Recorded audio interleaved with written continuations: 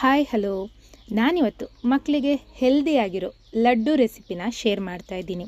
ಅದುವೇ carrot laddu without sugar or jaggery. ಮೊದಲಿಗೆ 4ರಿಂದ 5 ಕ್ಯಾರೆಟ್ನ ತುರಿದಿಟ್ಕೊಳ್ಳಿ.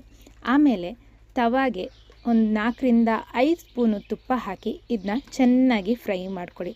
ಅದು ಕಂಪ್ಲೀಟ್ ಫ್ರೈ ಆಗೋ ತನಕ ಫ್ರೈ ಮಾಡ್ಕೊಳ್ಳಿ. ನೆಕ್ಸ್ಟ್ ನಿಮಗೆ ಬೇಕಾಗಿರೋ ಡ್ರೈ ಫ್ರೂಟ್ಸ್ ಅಂದರೆ ಬಾದಾಮಿ, ಗೋಡಂಬಿ ಇದನ್ನೂ ಫ್ರೈ ಮಾಡ್ಕೊಳ್ಳಿ. ಆಮೇಲೆ ಇದಕ್ಕೆ ನಾವು ತೆಂಗಿನ ತುರಿ ಉಪಯೋಗಿಸ್ತಾ ಇದ್ದೀವಿ.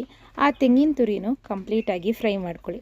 ನಾನಿಲ್ಲಿ ಸ್ವೀಟಿಗೆ ಶುಗರ್ ಅಥವಾ ಜಾಗರಿ ಬದಲು ಇಲ್ಲಿ ಖರ್ಜೂರನ ಉಪಯೋಗಿಸ್ತಾ ಇದ್ದೀನಿ.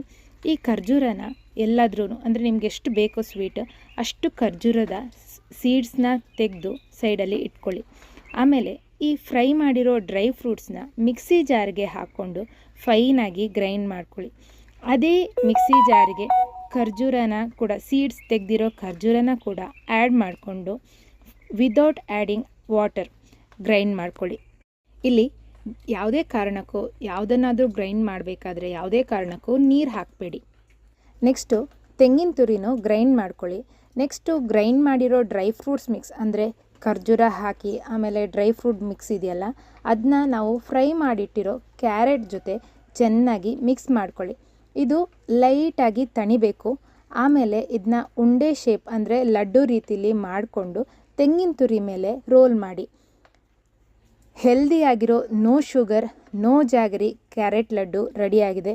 ಇದು ಒಂದು ರೀತಿ ಎನರ್ಜಿ ಬೂಸ್ಟರ್ ಲಡ್ಡು ಅಂತಲೇ ಹೇಳ್ಬೋದು. ನಿಮ್ಮ ಮಕ್ಕಳಿಗೆ ಶುಗರ್ ಅಥವಾ ಜಾಗರಿ ಕೊಡೋಕ್ಕೆ ಇಷ್ಟಪಡದೇ ಇರೋರು ಈ ರೀತಿ ಟ್ರೈ ಮಾಡಿ.